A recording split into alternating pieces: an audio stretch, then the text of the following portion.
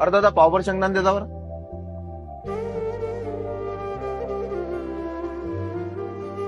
अरे होय, हात नको टाकू ना.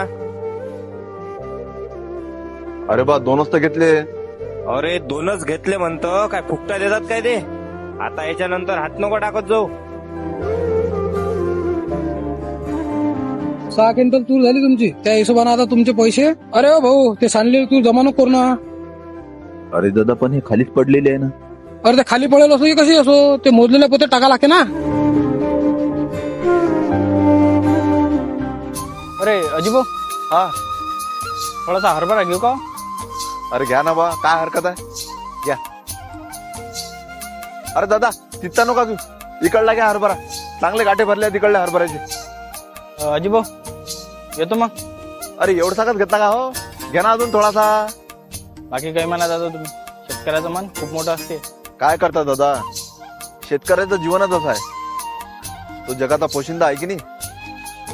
तो शेताच्या बांधावर असला की जगाचा पोशिंदा असते. आणि मार्केटमध्ये त्याचा माल गेला की भिकारी होते. चला